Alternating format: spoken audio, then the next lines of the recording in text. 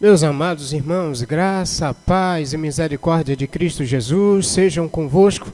Bom estarmos mais uma vez juntos, unidos em culto de adoração a Deus e também estudo da sua palavra, vida de oração. Culto de quinta-feira oramos, estudamos a palavra de Deus e ao mesmo tempo também somos encorajados a continuarmos na presença do Senhor, nosso supremo pastor.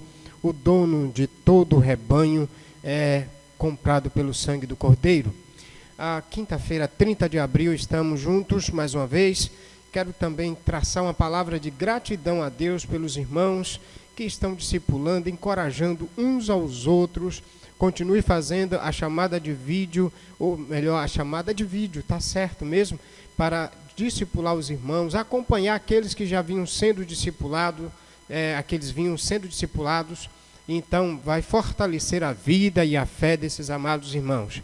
Quero também dizer aos irmãos que continue com a fidelidade, devolvendo os dízimos, as ofertas, trazendo os alimentos para as doações para as famílias cadastradas. Deus seja louvado pela vida dos amados irmãos. Diante disso, nós temos diariamente um plantão na igreja. Uma pessoa está tanto de manhã quanto à tarde para recolher os donativos e também fazer o recolhimento dos dízimos, das ofertas para o serviço do Senhor. Então, os irmãos continuem adorando e servindo a Deus com todo o coração. Vamos orar ao Pai agora. Marcelo vai nos conduzir nesta palavra de oração e adoração a Cristo, invocando o nome dele para adorarmos o seu nome.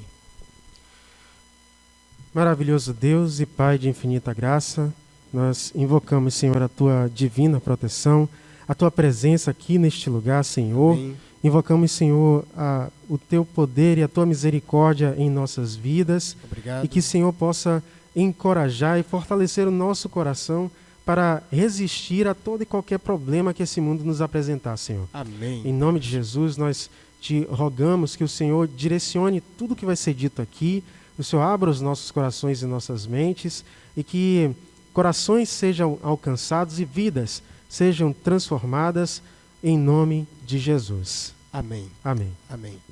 Vamos fazer uma leitura bíblica agora, você reunido em torno do seu aparelho celular, do seu aparelho de TV ou do seu computador, reunido com sua família agora. Nós vamos ler 1 Pedro, capítulo 1, do 13 até o versículo de número 16. É a leitura do texto que vamos fazer agora. Diz assim: portanto, com o entendimento pronto para entrar em ação, tende autocontrole e esperai inteiramente na graça que vos é oferecida na revelação de Jesus Cristo.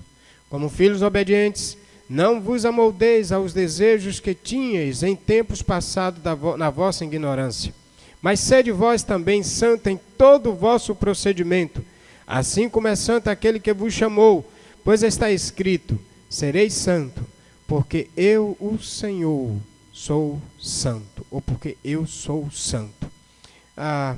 Consciente da santidade de Deus e sabendo que os salvos refletem a santidade de Deus, por meio de Jesus Cristo, nós vamos nesse instante cantar consagração.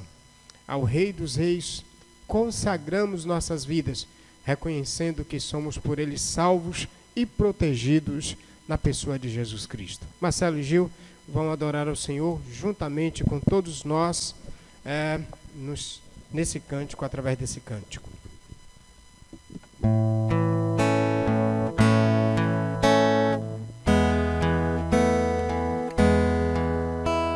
Ao Rei dos Reis consagro tudo o que sou, de gratos louvores transborda o meu coração. A minha vida eu entrego nas tuas mãos, meu Senhor, pra te exaltar com todo o meu amor. Eu te louvo.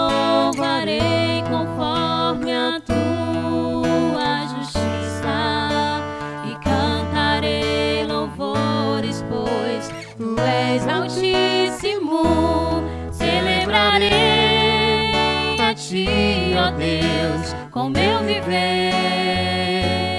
Cantarei, contarei as tuas obras, pois por tuas mãos foram criados terra, céu e mar e todo ser que neles há. Toda a terra celebra a ti, com cânticos e júbilos, pois tu és o Deus Criador. Toda a terra celebra a ti, com cânticos e júbilos, pois tu és o Deus Criador.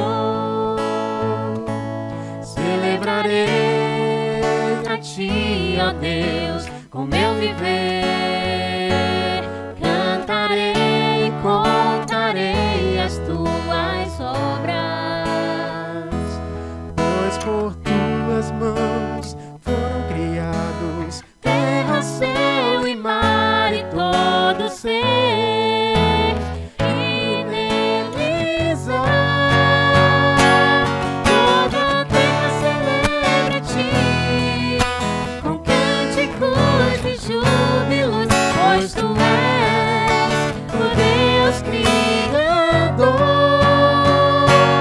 Toda a terra celebra a ti, com cânticos e júbilos, pois tu és o Deus Criador. a honra, a glória, A glória, a força a força e o poder ao Rei Jesus. E o louvor ao Rei Jesus. A honra, a glória, a força e o poder ao Rei Jesus. E o louvor ao Rei Jesus. A honra. Amém.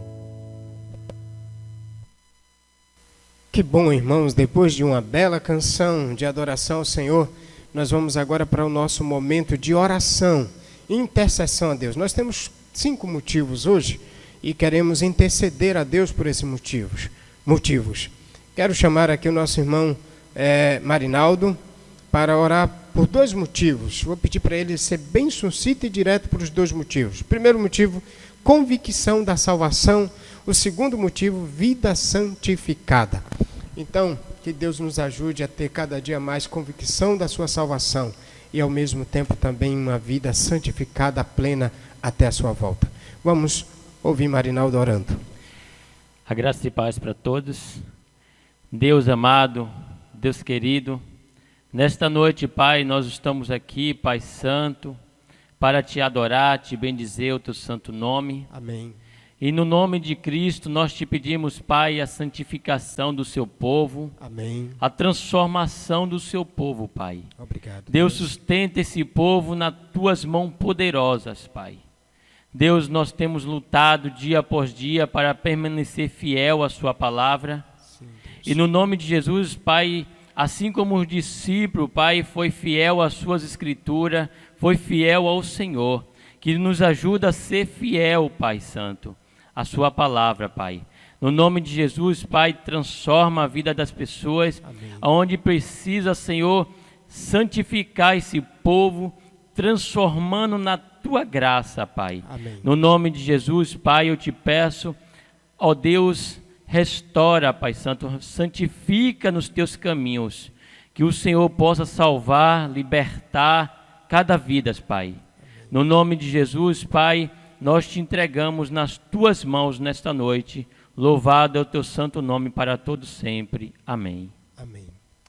Nós vamos orar agora também por mais 3 pedidos, 3 motivos: temor ao Senhor, o agir de Deus em nossa nação e o discernimento espiritual. Deus, nós rogamos pelo temor e tremor nos corações de teus filhos, que cada um de nós possamos ter isso de forma muito nítida e clara em os nossos corações.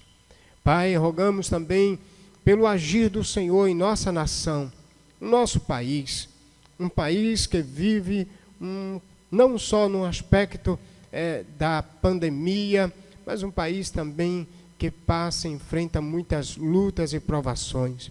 Rogamos que o Senhor atue de maneira clara com a tua salvação, que o nosso país passe a te ouvir de forma clara, ouvir o teu evangelho, transformando suas vidas assim, Pai. Nossos patriotas sejam transformados pelo poder da graça e do evangelho de Jesus Cristo.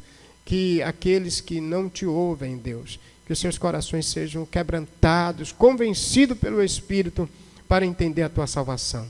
Também oramos, Pai, pelo discernimento espiritual dos teus filhos, da tua igreja, do teu povo na terra. Quantas igrejas, quantos líderes sem discernimento espiritual, entrando em discussões paralelas, em discussões alheias ao Evangelho. Pedimos que o Senhor dê discernimento e graça nos corações de teus filhos, por meio também de Jesus Cristo. É por essas questões, esses motivos, esses pedidos, que nós nos apresentamos agora diante do Senhor, Pai Santo, em nome de Jesus. Amém. Meus amados, vamos continuar então, agora lendo a palavra de Deus para a exposição do texto sagrado. O texto sagrado de hoje, o texto que vamos estudar na noite de hoje, é o texto de 1 Pedro, capítulo 1, 13 a 25. Vamos fazer a leitura, acompanhe a leitura do texto agora. Portanto, com entendimento pronto para entrar em ação, tende autocontrole e esperai inteiramente na graça que vos é oferecida na revelação de Jesus Cristo. Como filhos obedientes, não vos amoldeis aos desejos que tinhas em tempos passados, na vossa ignorância, mas sede vós também santos em todo o vosso procedimento, assim como é santo aquele que vos chamou. Pois está escrito: sereis santos, porque eu sou santo. E andai com temor durante o tempo da vossa peregrinação, se chamais de Pai aquele que vos julga, segundo as obras de cada um, sem discriminação de pessoas, sabendo que não foi com coisas perecíveis, como prata ou ouro, que fostes resgatados da vossa maneira fútil de viver, recebida por tradição dos vossos pais, mas fostes resgatados pelo precioso sangue, como de um cordeiro, sem defeito e sem mancha, o sangue de Cristo, conhecido já antes da fundação do mundo, mas manifestado no fim dos tempos em vosso favor. Por intermédio dele, credes em Deus, que o ressuscitou dentre os mortos e lhe deu glória, de modo que vossa fé e a esperança estejam em Deus. Assim, já que tendes a vossa vida purificada pela obediência à verdade que leva ao amor fraternal, não fingido, amai uns aos outros de todo o coração. Fostes regenerados, não de semente perecível, mas imperecível pela palavra de Deus que vive e permanece. Porque toda pessoa é como a relva, e toda a sua glória como a flor da relva. Seca-se a relva e cai a sua flor, mas a palavra do Senhor permanece para sempre. E essa é a palavra que vos foi evangelizada. Deus seja louvado por sua palavra, pelo seu evangelho. Vamos orar para entendermos a mensagem desta noite. Santo e eterno Pai, obrigado por tua palavra viva e eficiente. Transforme nossos corações, edifique nossas vidas, para que sejamos dirigidos pelo teu Espírito a uma vida plenamente santificada e obediente durante toda a nossa peregrinação ou durante toda a nossa vida cristã terrena. que volte o Senhor, para que na sua volta gloriosa estejamos prontos e preparados obedientemente para servir-te para todo sempre. Em Cristo nós oramos. Amém. Meus queridos irmãos, vamos então continuar estudando a palavra de Deus. A carta de 1 Pedro nós temos já estudado. Na semana passada nós vimos essa carta dos versos de número 5 até o verso de número 12. Hoje nós vamos estudá-la do verso de número 13 até o verso de número 25. A carta foi Pedro que escreveu, já vimos isso com muita clareza. Pedro também escreve para os peregrinos dispersos, ou os crentes que estavam espalhados por causa de uma perseguição no contexto da igreja do primeiro século. Nesse sentido, então, esses crentes que eram daquelas localidades, como vimos no versículo de número 1, do Ponto, Galácia, Capadócia, Ásia e Bitínia. Era, de fato, a região central do norte da Ásia Menor, hoje também conhecida como a atual Turquia. Esses crentes, por causa de uma grande perseguição, eles foram conduzidos a outras localidades. E agora, uma vez que Pedro os conhecia e também tinha a probabilidade de conduzi-los na fé, uma vez que ele era preposto de Cristo, ele era apóstolo de Jesus Cristo, e esse Pedro que escreve de fato é aquele apóstolo escolhido entre os 12 para ser apóstolo do Senhor Jesus. Vimos então que a proposta de Pedro era de fato encorajar e fortalecer a vida daqueles irmãos na graça de Jesus Cristo durante toda a peregrinação terrena da vida deles, e principalmente por causa do contexto de perseguição, de sofrimento e de apuros que eles viviam na região central do norte da Ásia.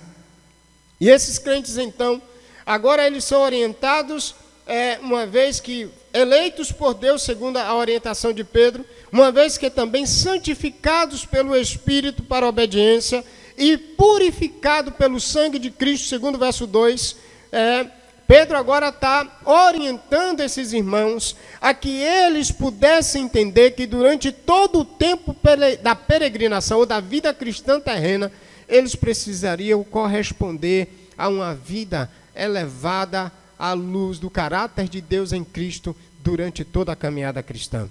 Por isso nós vimos do verso de número 5 a 12, dias passados, que os salvos em Cristo louvavam a Deus, ou louvam a Deus alegremente por Deus ter garantido a salvação, apesar das aflições. Agora também esses crentes são exortados a, durante a peregrinação terrena, mesmo debaixo de um sofrimento, ainda que esse sofrimento fosse por pouco tempo, à luz do verso 6, como diz aqui, nisso vos exultais, ainda que agora sejais afligidos, necessariamente por várias provações, por um pouco tempo, ou por um período curto de tempo.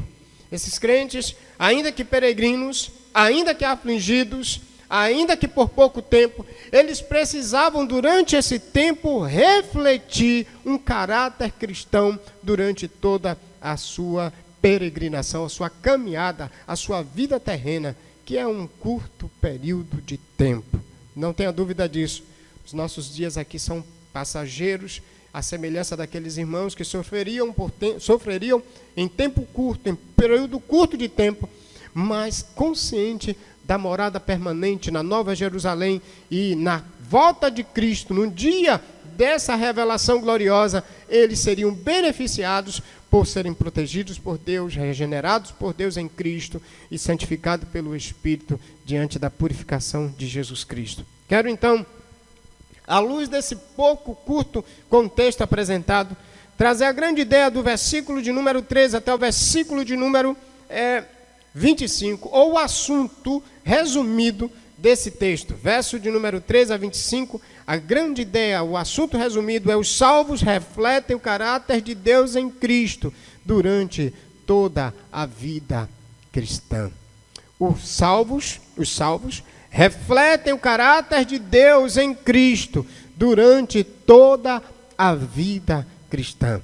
O grande desafio de Pedro agora a esses irmãos peregrinos dispersos por causa da perseguição e enfrentando muitos sofrimentos, é que esses irmãos agora precisavam de forma clara entender que durante todo o tempo da sua peregrinação ou da sua vida cristã temporária, mesmo debaixo de sofrimento, eles precisavam refletir uma vida que fosse correspondida, ou uma vida que correspondesse ao caráter, ou refletisse o caráter de Deus na pessoa de Jesus Cristo e nos relacionamentos com os outros irmãos daquele contexto. Portanto, nós vamos verificar esse princípio. Os salvos refletem o caráter de Deus em Cristo durante toda a sua peregrinação, ou durante toda a sua vida cristã, de três maneiras.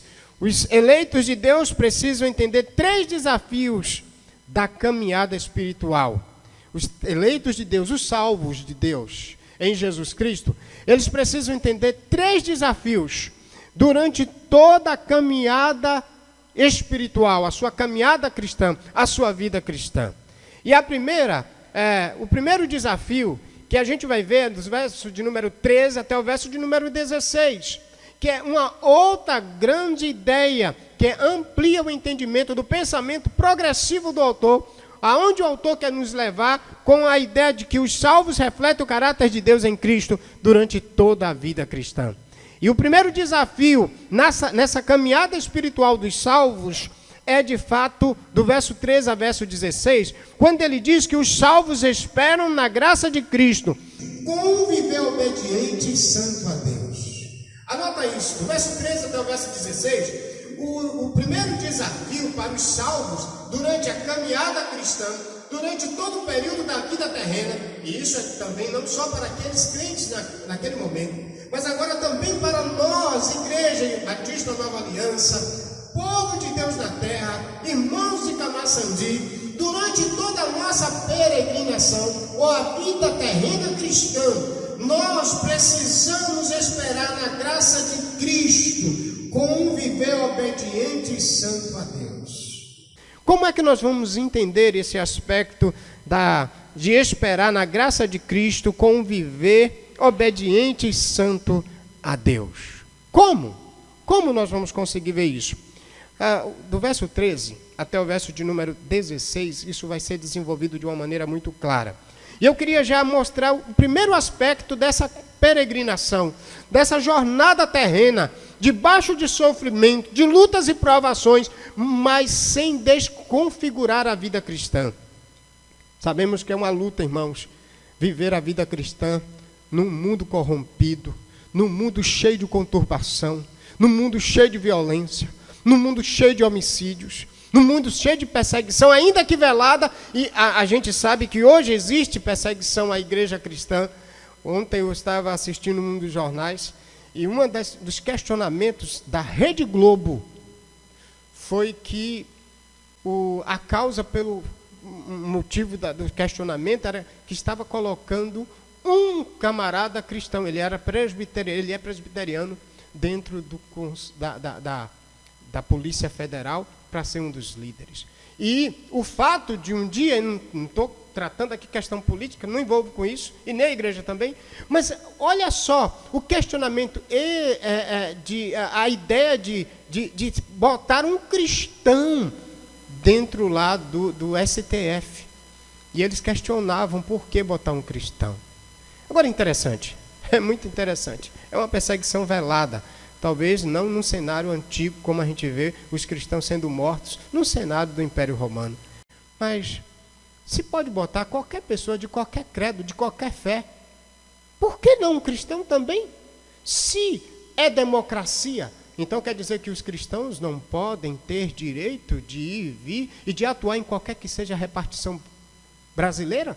Seja num cenário político, seja no cenário do contexto da Polícia Federal, ou qualquer outro cenário, é uma perseguição velada. Afinal de contas, a Rede Globo é contra tudo que pontua a fé cristã. Não só ela, mas outras emissoras também, todas, de uma certa forma, ainda que menos ou mais, acabam trazendo alguns aspectos de perseguição à igreja e ao cristianismo, aos cristãos. Recentemente, saiu uma notícia, parece-me que também na Veja, onde chamava os cristãos de incômodo. Eles são um incômodo. Olha só, nós vivemos um cenário também de perseguição velada. E nesse cenário de perseguição, segundo o aspecto direto do apóstolo Pedro, nós encontramos aqui o Senhor orientando a Pedro, e Pedro dirigindo a igreja, dizendo, portanto, com o entendimento pronto para entrar em ação. A ideia, de fato, era com os lombos cingidos. Esses irmãos precisavam estar preparados para atuar com autocontrole num cenário de perseguição, sem perder o equilíbrio, sem deixar de ser sóbrio. Eles deixarem de ser sóbrios, eles deveriam ter uma vida cristã equilibrada, mesmo debaixo de uma perseguição direta e atuante sobre a igreja do contexto do primeiro século. E a ilustração que Pedro traz aqui, na verdade, é uma metáfora.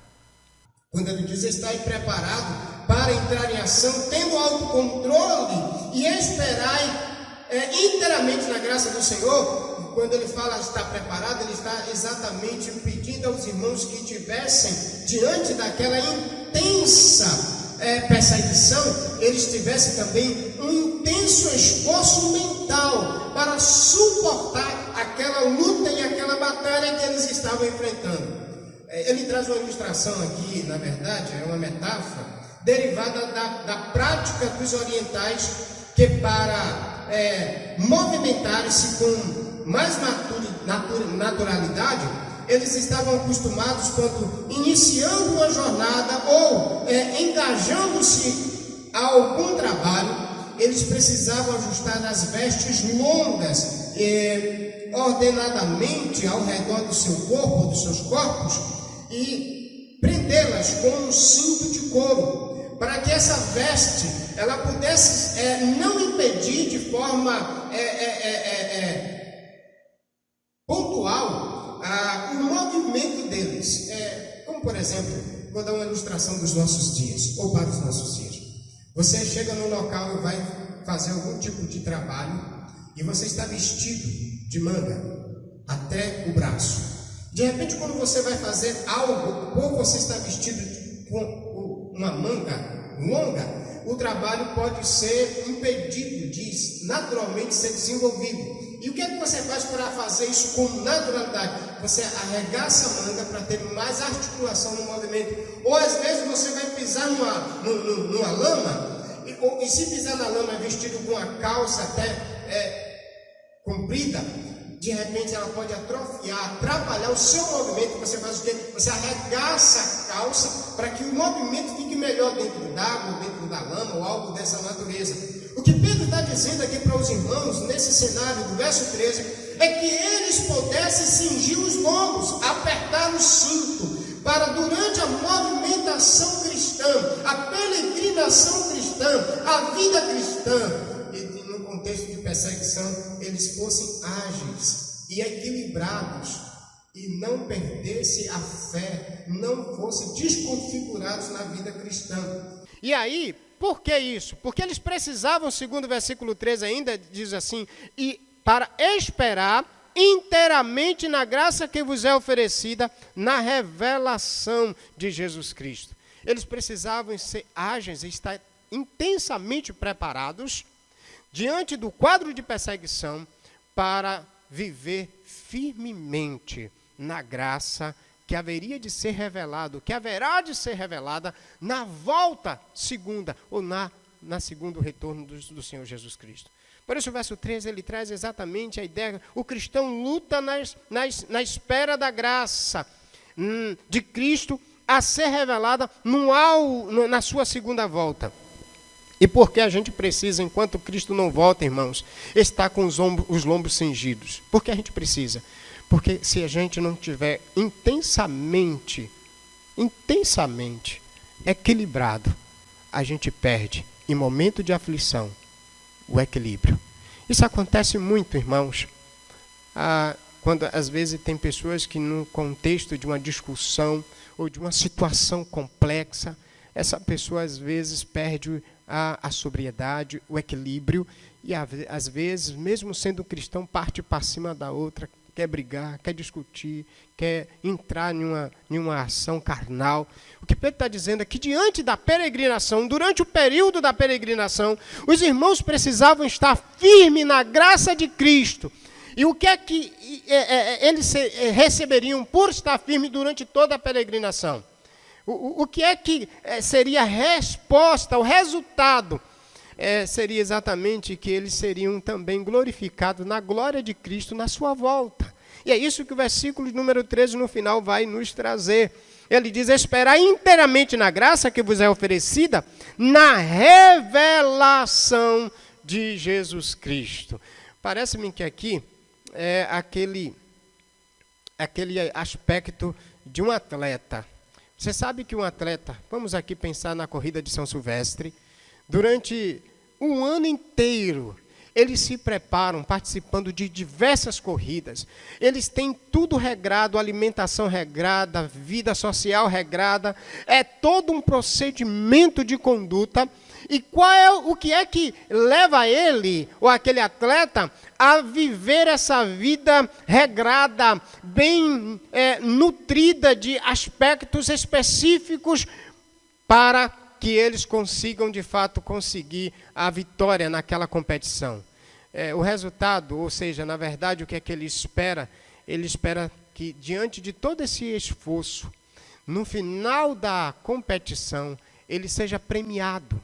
Pedro, de uma certa forma, está dizendo a esses cristãos: olhe, vocês têm que ser diligentes, estarem preparados, com os lombos cingidos, confiante na graça que vos salvou de Jesus Cristo, porque na volta de Cristo, vocês hão de ser glorificados nessa revelação também, que mostrará o Cristo glorificado. Na verdade, há um incentivo do cristão para enfrentar as lutas e as provações. Não é dinheiro, não é coisa passageira. É, de fato, a confiança na graça pela resposta que Deus já nos deu diante de nos proteger como salvos para aguardar o dia glorioso da volta de Cristo. Sabe a recompensa que o cristão terá por sofrer tanto, ainda que seja por tempo curto? A glória de Cristo na sua volta. Isso deve encorajar nossos corações a viverem a vida cristã aqui, ainda que seja debaixo de muito sofrimento. Isso aqui, inclusive, queridos, descaracteriza a ideia de muitas igrejas aí. Pare de sofrer, como tem algumas por aí que pregam esse chavão. Não, queridos, debaixo de muito sofrimento, ainda que seja debaixo de muito sofrimento, por tempo curto, porque não vai durar a eternidade, o sofrimento ele é passageiro. Deus, ele dá um incentivo para você passar por isso e confiar e lutar intensamente no Senhor, no auxílio do seu Espírito até o final. Ele está dizendo: olha, fica firme na graça, porque na revelação de Cristo, ele está falando na sua segunda volta. Assim como o atleta, que durante aquele período intenso, evita comer muitas coisas, evita comer pizza, evita comer bolos, evita comer tanta coisa. Você diz: para que tanto esforço? Porque ele almeja ser completamente compensado no final da competição. O que é que aguarda os cristãos que, com os lombos cingidos, preparados, mesmo debaixo de aflição? A glória revelada de Jesus Cristo. O verso 14, então, vai desafiar a gente a entender que durante essa peregrinação, agilmente, com ombros preparados, mediante a premiação na volta gloriosa de Jesus Cristo, ele vai dizer então: olha, durante toda a vida de vocês precisam ter uma vida compatível com a vida de salvos. E aí a gente vai entender o que Pedro está falando, exatamente o seguinte: uma vida cheia de Jesus Cristo é uma vida completamente abnegada a Ele, dedicada a Ele. de prontidão para ele. Por isso que o verso 14 vai dizer, como filhos obedientes, como salvos, como restaurados, como purificados pelo sangue de Cristo, como santificados pelo Espírito Santo para a obediência. Mediante essa ideia da premiação na volta de Cristo, a peregrinação cristã exige, então, dos salvos o quê? Uma vida obediente, que é uma ideia de uma vida submissa, uma vida não moldada ao caráter do mundo. Por isso que ele diz, como filhos obedientes, não vos amoldeis aos desejos que tinhais antes da vossa vida, na vida passada, nos tempos passados, na vossa ignorância. Na verdade, ele quer dizer o seguinte, uma vida cheia de Cristo tem 3 aspectos. Primeiro, é uma vida sem Cristo, não uma vida cheia de Cristo, mas uma vida sem Cristo, é uma vida na ignorância. Ele fala no verso 14.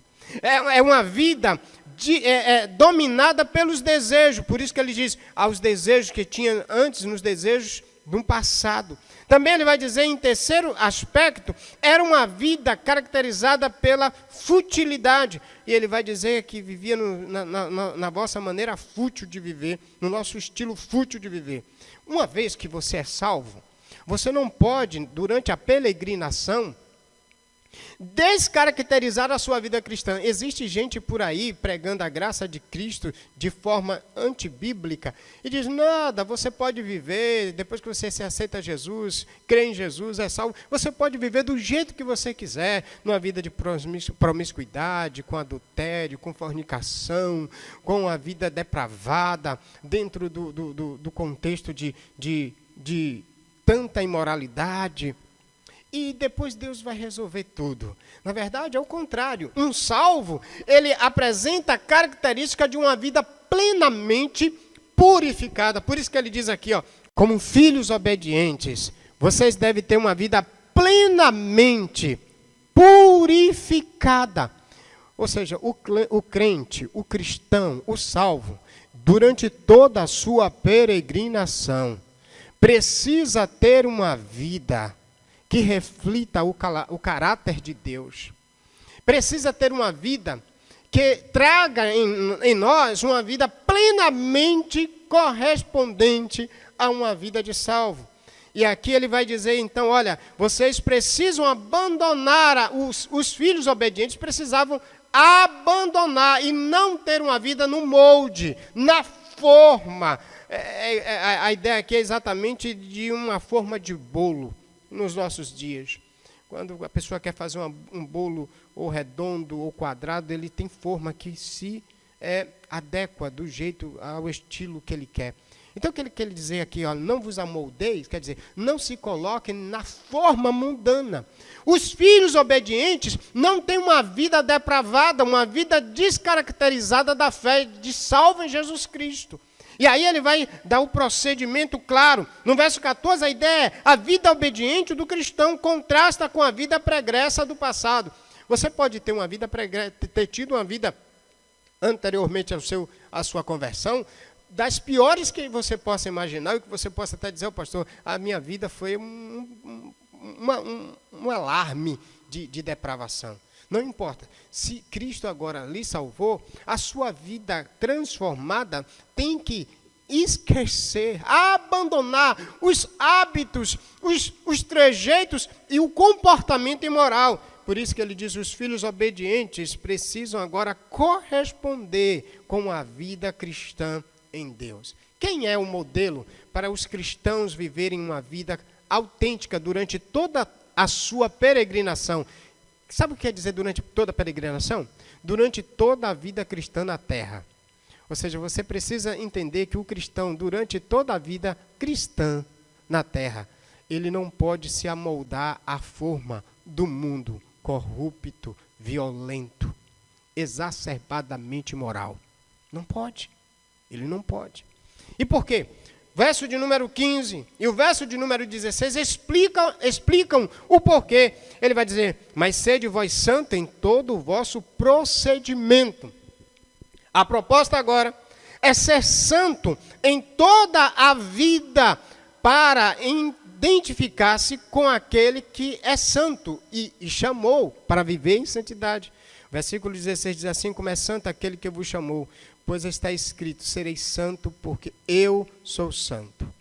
Deixa eu explicar isso aqui para a gente entender plenamente o que Pedro está dizendo aos cristãos dispersos e peregrinos lá da região central do norte da Ásia. Ele está exatamente dizendo que uma vez que você se converteu, crente em Jesus, mesmo que esteja enfrentando lutas e provações e sofrimentos dos mais terríveis possíveis, isso não justifica você ter uma vida cristã contrastada com a santidade de Deus. Não tem como. Ele vai trazer o aspecto, depois de Deus ter libertado o povo do Egito, 430 anos o povo lá, Deus os tirou, e ele usa agora o texto que relata o padrão de vida que Deus exigia daqueles que ele tinha libertado do pecado, da escravidão lá do Egito.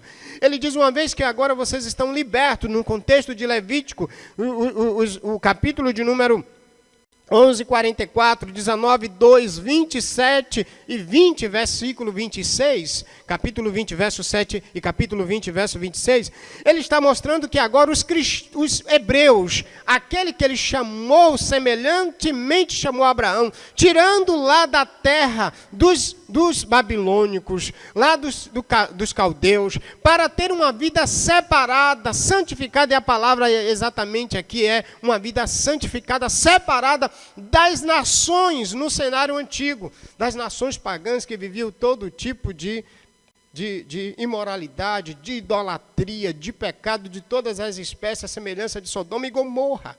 Então Deus estava dizendo assim, olha, vocês foram separados, foram tirados do Egito, foram tirados lá da Babilônia, como Abraão, para terem uma vida semelhante, uma vida idêntica à vida de Deus, à santidade de Deus. Por isso que ele vai utilizar a expressão, portanto está escrito, sereis santos, porque eu sou santo. E aí ele diz, sede santo em toda a vossa maneira de viver.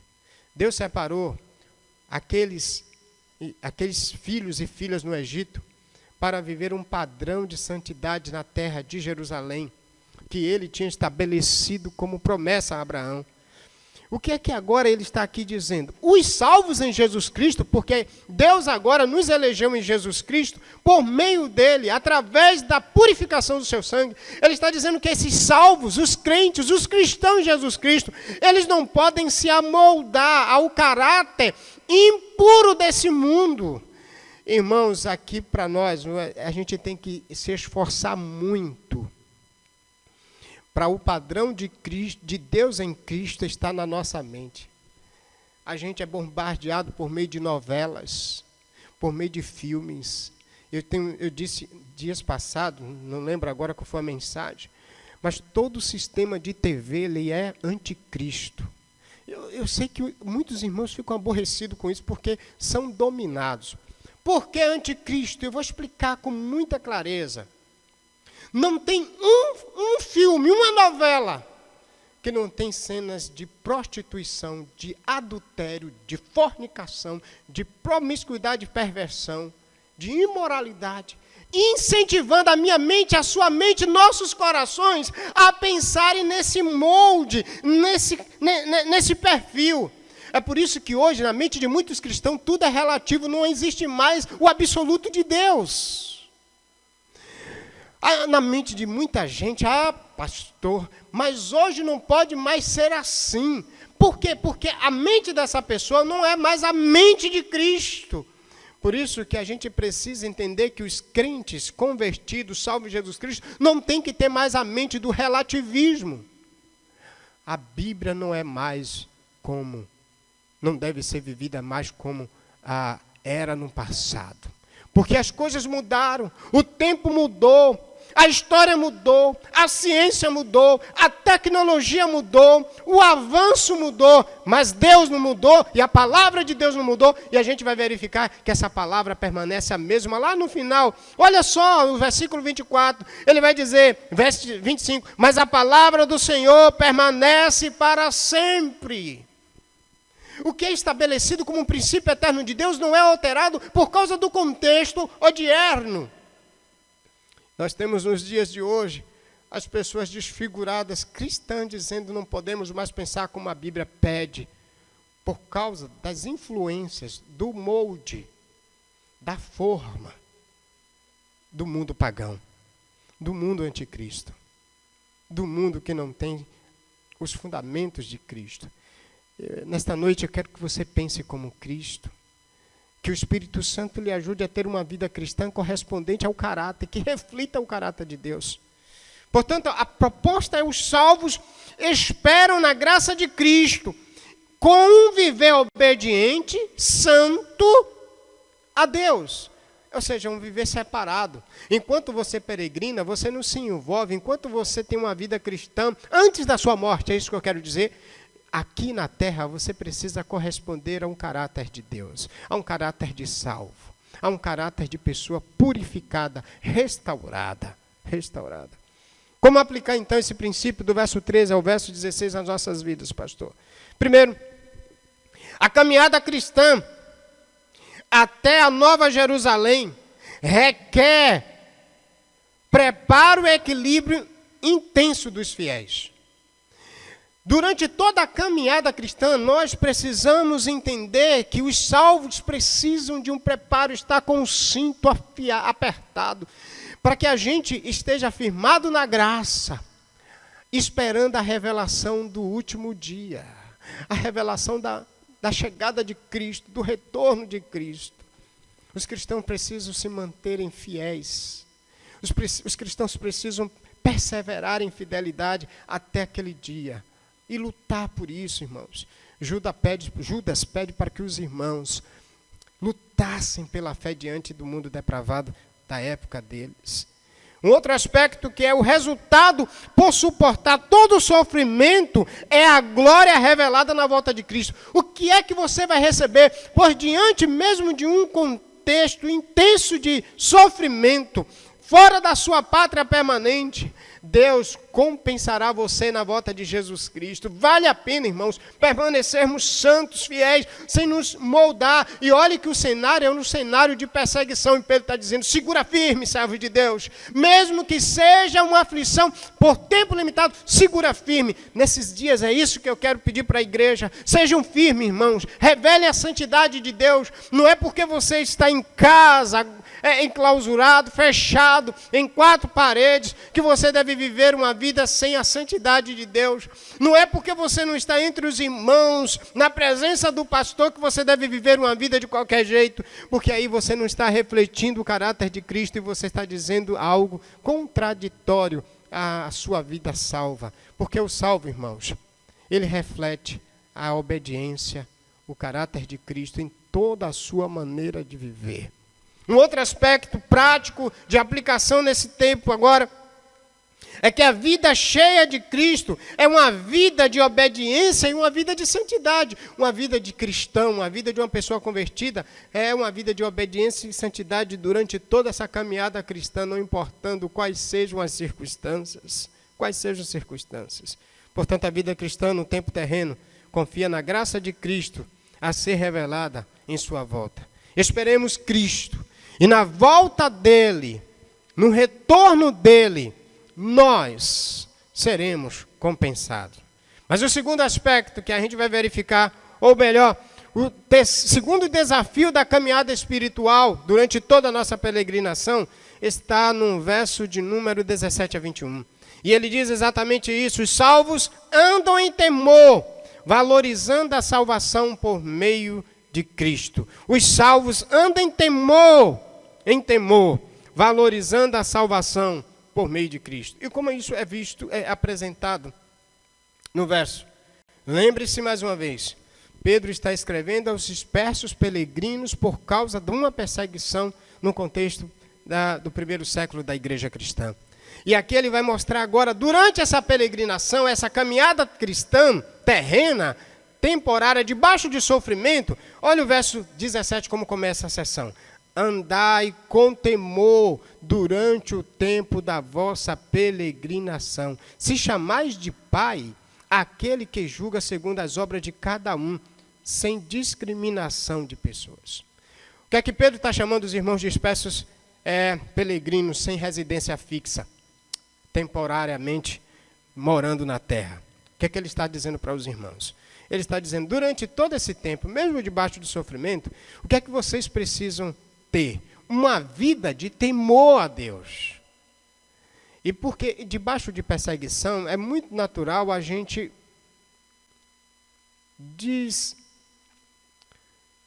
afrouxar, vamos utilizar o termo, afrouxar a caminhada. Porque quando a gente é pressionado, às vezes a gente perde o equilíbrio e também perde o controle da vida permanentemente da graça. E Pedro está dizendo àqueles irmãos, encorajando aqueles irmãos o seguinte, fique firme na graça. E o 5:12 é isso que ele vai fechar. É o propósito principal da carta. Fiquem firmes na graça. Durante toda a nossa peregrinação, a gente não pode ter uma vida contrária de temor a Deus. Essa palavra temor aqui é a palavra medo. E o que deve caracterizar uma ideia de a gente andar em medo, em temor o tempo todo, é a ideia de que Deus ele vai julgar a obra de cada um. Por que andar em temor? Se você chama Deus de Pai, se você entende que Ele lhe salvou. Por que andar em temor? Veja que o verso 17 diz, porque aquele que é Pai, Deus o Pai, Ele vai julgar segundo as obras de cada um. Ele vai trazer julgamento à obra de cada um, sem discriminação, ou seja, sem acepção de pessoa. Andar em temor porque seremos julgados pelo aquele que nos regenerou, aquele que nos elegeu, aquele que nos prepara para viver uma vida cristã autêntica na pessoa de Jesus Cristo. E aí a ideia é de andar em temor, ter medo de Deus. E sabe por que devemos ter medo de Deus? A luz da Bíblia diz que Ele pode tanto matar quanto dar vida. E muita gente hoje perdeu essa ideia de ter medo de Deus. Alguns que acham até que a gente só deve ter um respeito carinhoso. Lá em casa, de vez em quando, eu oriento Emanuel a fazer alguma coisa, e tem hora que ele vai fazer, e tem hora que ele não quer fazer, e às vezes ele olha para mim assim, digo, olha, vai fazer. Vai fazer, eu sou seu pai, pode fazer. Aí ele vai aborrecido, mas por causa do medo, que ele sabe que se não fizer, o currião vai comer, a sandália vai descer, nas nádegas molhadas para amortecer e tirar a estultícia, ou melhor, amortecer não, tirar a estultícia da cabeça. O provérbio diz que a disciplina, a correção, tira a estultícia. E por que ele faz? Porque ele tem medo. Não é respeito, é medo.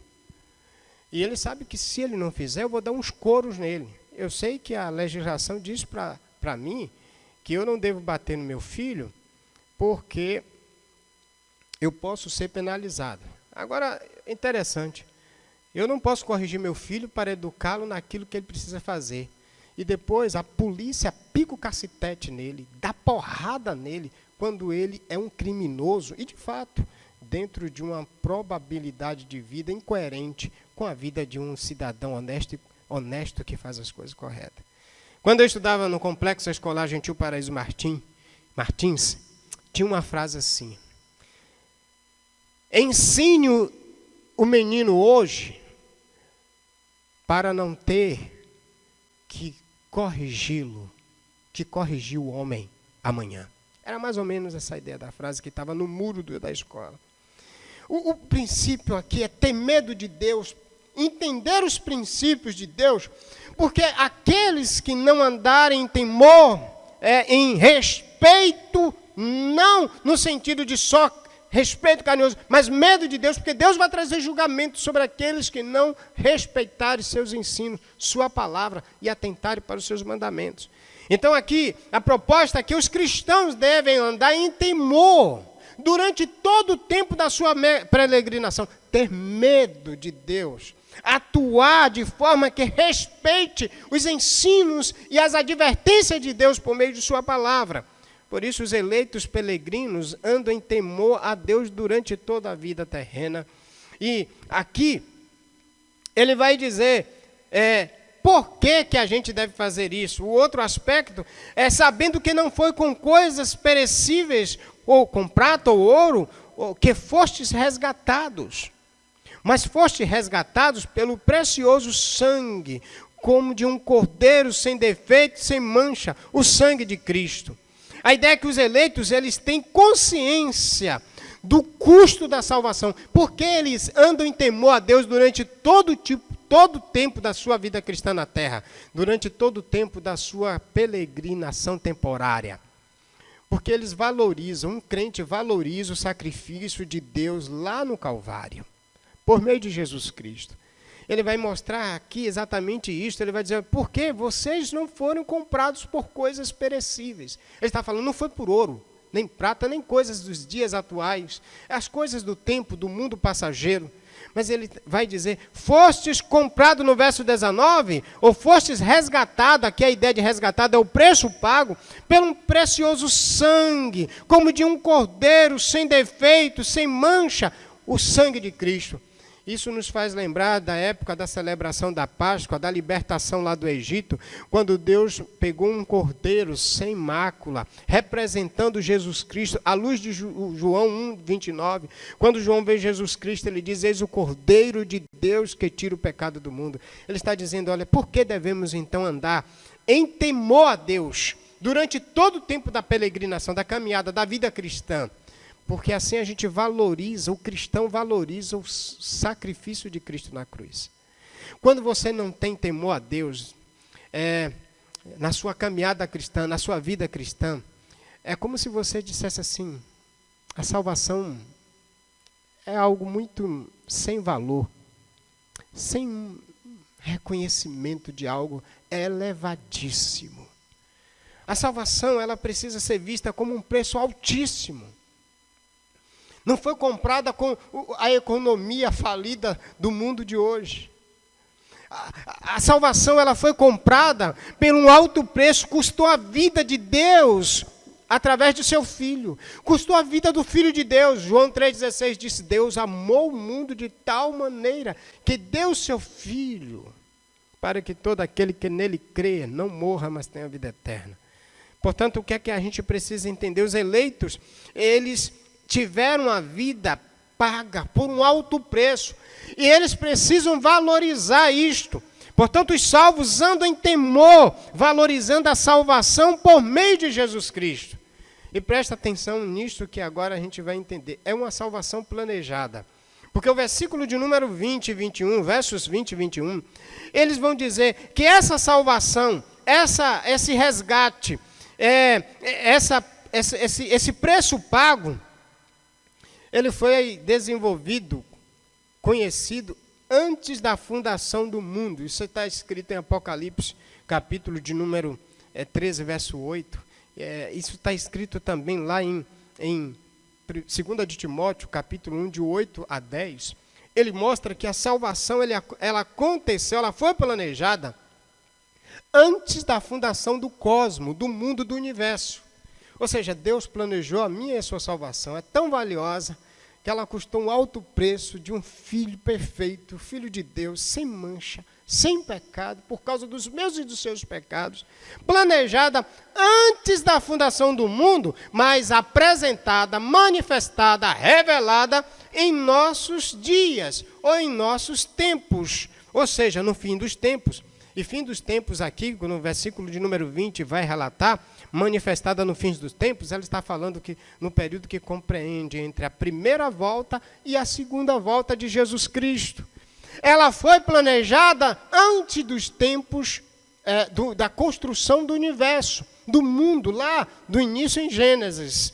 E ela foi manifestada agora nos últimos dias, que é uma ideia clara do período da vinda de Cristo, a sua primeira vinda, até a sua segunda volta. Portanto, a igreja de Jesus Cristo está vivendo os últimos dias e essa salvação planejada antes do cosmos, antes da criação do universo, ela foi manifestada na chegada de Jesus Cristo, o Filho de Deus, para todos nós. A nosso favor, conforme o verso 20 vai assim nos dizer. E aí ele vai dizer que por intermédio dele, credes em Deus, que ressuscitou dentre os mortos e lhe deu glória, de modo que vossa fé e esperança estejam em Deus. Portanto, a ideia é a salvação dos eleitos foi por Cristo ressuscitado e glorificado por Deus. E não tem mérito humano. A salvação é puramente o mérito de Deus através de Jesus Cristo. E ela nos alcançou. E devemos, como salvos, valorizar a salvação de Cristo, de Deus, que foi planejada antes da fundação do mundo e manifestada agora no fim dos tempos por meio da morte e da ressurreição de Cristo. Isso deve levar o cristão a andar durante toda a sua caminhada cristã em temor e tremor diante do Senhor. E aí então, os salvos andam em temor, valorizando a sua salvação por meio de Jesus Cristo. Por que você deve andar durante todo esse período da terra como cristão em temor? Porque assim você valoriza a salvação que Jesus lhe deu. Quando uma pessoa não valoriza a salvação, isso é um sinal de que ela ainda não compreendeu no coração a conversão, ou um sinal de que ela ainda não foi convertida. Todo convertido, todo salvo, ele valoriza o sacrifício de Cristo por ele.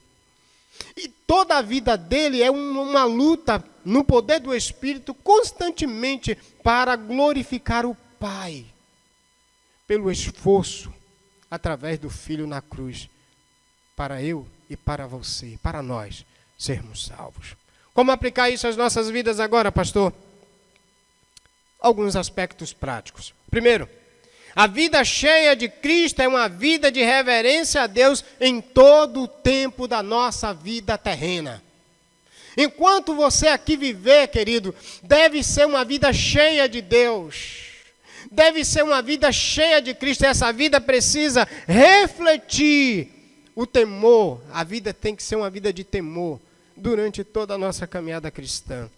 O cristão tem que viver em temor a Deus, porque a vida custou muito caro. É muito elevado o preço da salvação. É a minha tristeza quando eu vejo o crente desvalorizar isso. E sabe como é que a gente desvaloriza isso? A salvação de Cristo, o custo dela.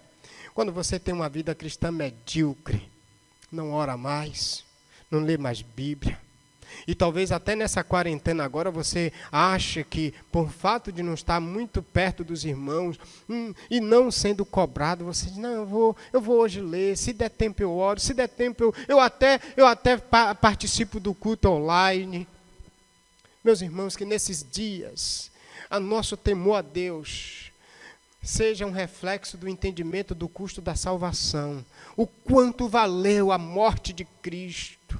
E se você é um cristão genuíno e está me ouvindo, me enxergando agora, eu quero pedir para você em Cristo Jesus, como pastor que quer entregar o rebanho edificado ao Supremo Pastor, ao líder espiritual que tem lutado para que sua vida espiritual seja uma vida plena de Deus, cheia de Deus, e ande em peregrina, ande em temor durante toda a sua jornada terrena.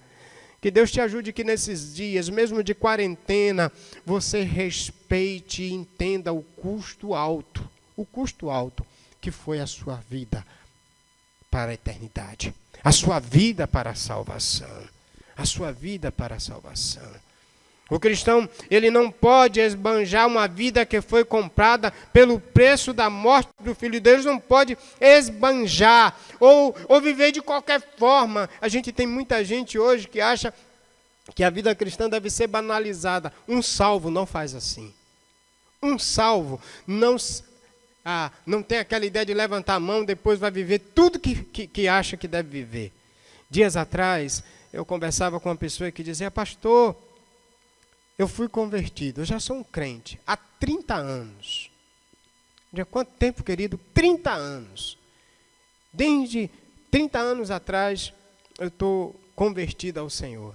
E eu fui perguntar para ele, daquele período que ele diz, de 30 anos atrás, que se converteu, como era a vida cristã dele, porque ele estava passando uma situação, e ele disse, pastor, eu sou um crente, mas de lá para cá, pastor, eu nunca deixei vícios. Os vícios o dominavam o tempo todo.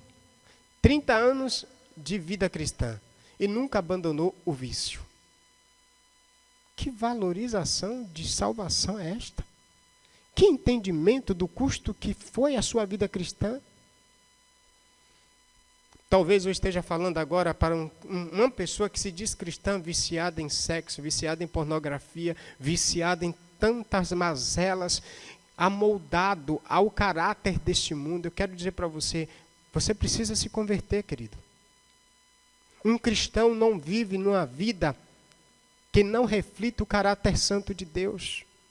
O procedimento de um cristão precisa refletir o caráter de Deus o tempo todo, e todo o tempo. Se você acha que deve viver a vida cristã de qualquer forma, você está enganado. A Bíblia não ensina a gente a assim viver. A assim viver. Quando é algo valioso na nossa vida, a gente procura cuidar e zelar. Eu queria nessa noite dizer, se a salvação de Cristo para você é algo tão valioso, e você não guarda, não a protege, no sentido de dizer viver uma vida cristã autêntica, eu tenho que pedir para você, para pôr essa sua vida regenerada em xeque. Duvide dela e peça a Deus que haja uma conversão genuína em seu coração. Segundo aspecto que a gente vai agora avançar no último desafio da caminhada cristã, desafio da caminhada. Foram 3. Primeiro, do verso de número 13 a 16, os salvos esperam na graça de Cristo como viver obediente e santo a Deus. Segundo, do verso de número 17 a 21, os salvos andam em temor, valorizando a salvação por meio de Cristo. E do verso 22 a verso 25, agora a gente tem o terceiro desafio durante a caminhada, a peregrinação dos salvos, temporariamente aqui na terra. Os salvos de Deus refletem o caráter amoroso de Cristo em sua conduta. Anota isso. Verso 22 a verso 25. Os salvos de Deus refletem o caráter amoroso de Cristo em sua conduta. Anda em temor, valorizando a salvação. Eles esperam firme na graça, conviver em obediência e santidade. Isso é a vida de salvo. Mas agora os últimos versículos, 22 a 25.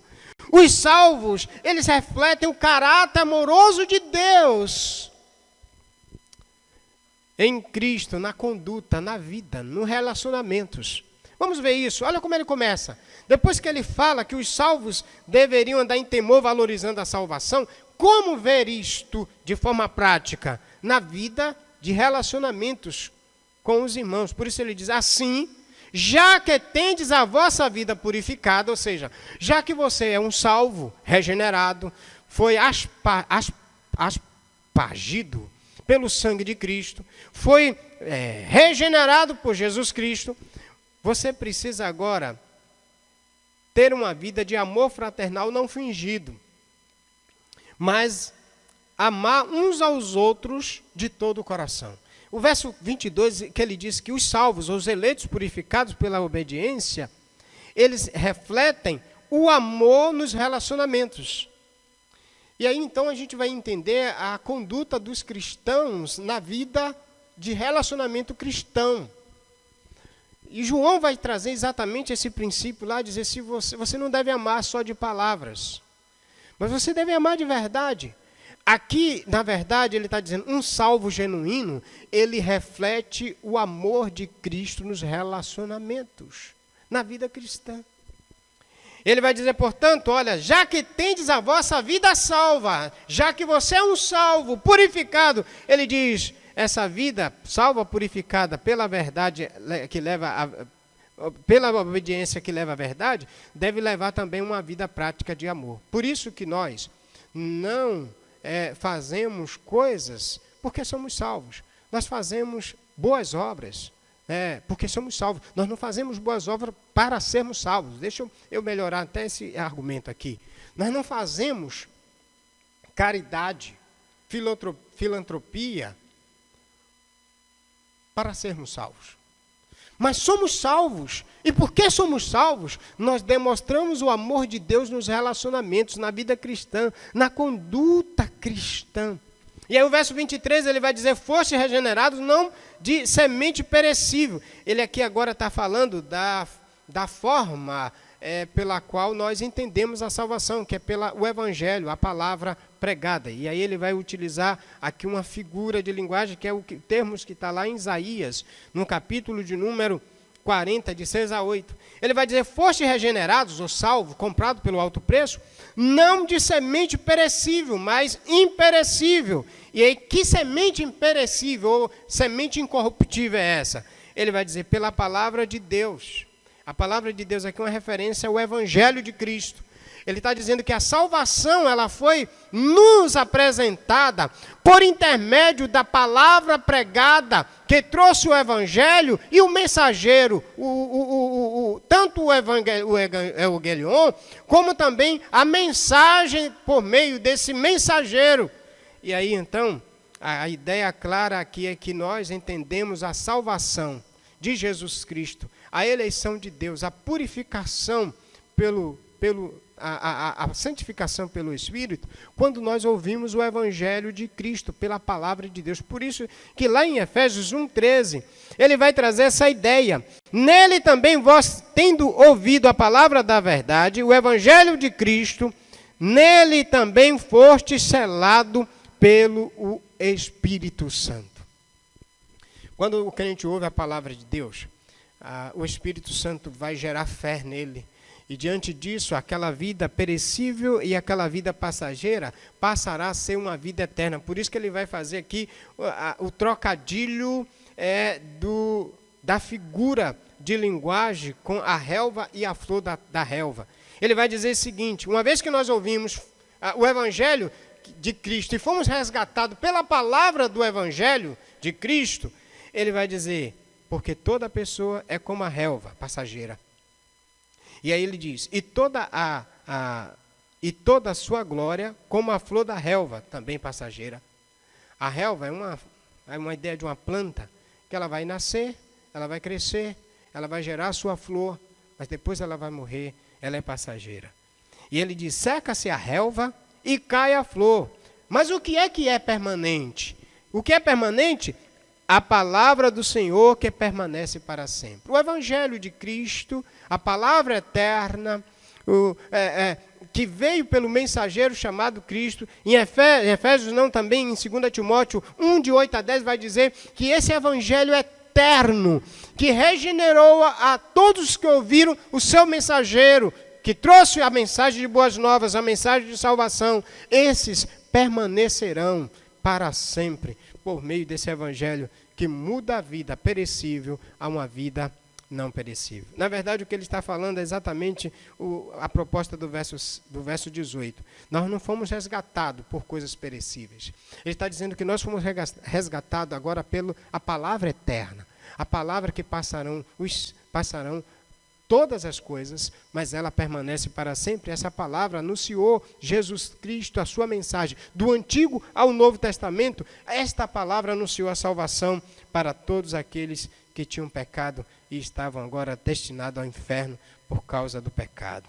Daí então, os eleitos foram purificados pela palavra de Deus, que permanece, que é o próprio Cristo, o Verbo encarnado, que traz salvação a todos os que creem. Por isso, eu quero trazer a aplicação para esse aspecto do verso 22 a 25. A vida cristã reflete em sua conduta o amor genuíno de Deus. Quando a gente é de fato um salvo, a gente se relaciona amorosamente. Esses dias, a gente tem inclusive verificado isso no meio da igreja.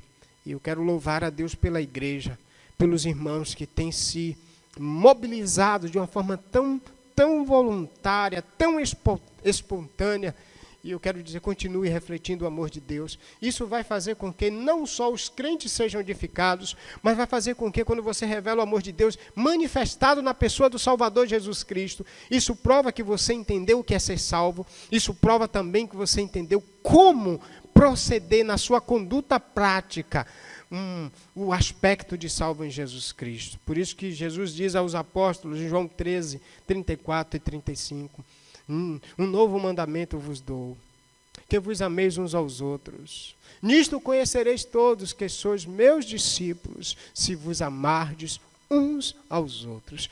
Que nesses dias você possa refletir o amor de Deus, o caráter de Deus, através dos relacionamentos, mesmo distante. Como, pastor, eu posso fazer isso de uma forma prática, agora mais abrangente? Além de entender o amor de Cristo revelado no Evangelho para a minha salvação, reflita esse amor de Cristo revelado no Evangelho para a sua salvação, nos seus relacionamentos mais amplos. Sabendo que um irmão está passando luta, dor, e você tem um pão em casa, divida com ele. Leva a ele sem precisar notificar. Isso é uma igreja que reflete o amor de Cristo nos relacionamentos. Sabendo que tem a oportunidade desse irmão trabalhar por uma prestação de serviço temporária, faça isso. Leve o conhecimento dele, ele que está parado nesses dias por causa desse contexto de pandemia. Reflita o amor de Cristo no relacionamento da sua vida cristã. Amemos uns aos outros, mesmo nesse período de pandemia, nesse período difícil de lutas da nossa jornada cristã. Um outro aspecto, a vida cheia de Cristo é uma vida de amor fraternal, a gente já viu isso. Uma vida cheia de Cristo, uma vida cheia de amor, é resultado da regeneração do Evangelho de Cristo plenamente em nossos corações. Portanto, mesmo na pátria temporária, o viver cristão reflete o caráter santo de Deus, independente das circunstâncias. Durante toda a caminhada cristã, não se esqueça que você é salvo. Debaixo de pressão, reflita o caráter santo de Deus, com uma vida obediente, uma vida plenamente santa, não se moldando à forma imoral, indecente desse mundo aberto. As pressões da pátria temporária, as pressões que temos enquanto estamos na terra, não podem impedir a vida cristã de refletir o caráter santo de Deus. Se os problemas desses dias, se a pandemia, se a perspectiva de uma economia fracassada está levando você a uma vida cristã descaracterizada, é preciso que você repense a sua vida cristã. Os eleitos de Deus, eles foram separados para refletir o caráter de Deus em Cristo, refletindo obediência, refletindo santidade, temor, amor genuíno, apesar dos sofrimentos na pátria temporária. E a pergunta-chave, qual o resultado de tudo isso, pastor? Qual o resultado? Por isso, é a glória que será revelada na volta do glorioso Cristo. Quando Cristo voltar, Deus vai enxugar do rosto as lágrimas que eu e você nós enfrentamos por causa de todo o sofrimento que aqui passamos. Inclusive o sofrimento nesses dias de pandemia. As angústias dentro da sua casa. A aflição da insegurança econômica. O Senhor te recompensará. Esse sofrimento é por tempo limitado. Mas a glória de Cristo na sua volta é para toda a eternidade. Não terá fim. Fica firme, irmão. Fica firme, igreja. Na peregrinação, com a vida e um caráter santo que glorifique a Deus. Que Deus te ajude. Que Deus nos ajude. Amém. Tem uma música que nós vamos cantar, que vai também trazer o entendimento desse princípio. Bem mais que tudo. Marcelo e Gil vão adorar o Senhor cantando essa canção. Cante com eles. Ou cantemos juntos.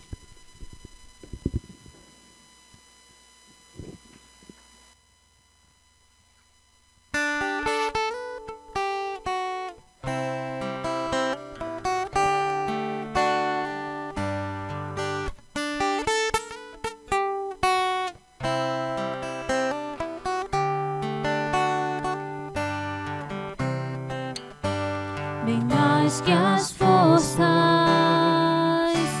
poder e reis, que a natureza e tudo que se fez. Bem mais que tudo,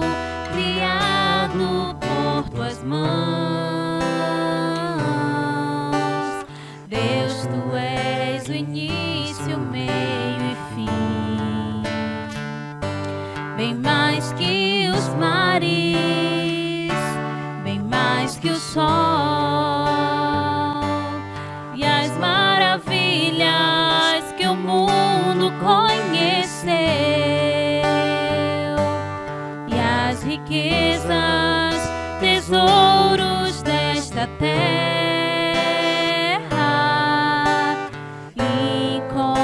incomparável és pra mim. Por amor, sua vida entregou, meu Senhor. Humilhado foi como a flor machucada no jardim, morreu por mim. Pensou em mim, me amou, Como a flor machucada no jardim, morreu por mim. Pensou em mim, me amou.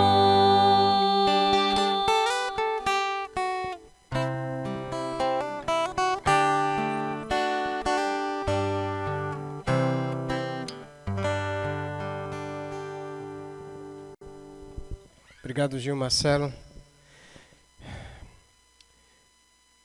Os salvos refletem o caráter de Deus em Cristo durante toda a sua vida cristã.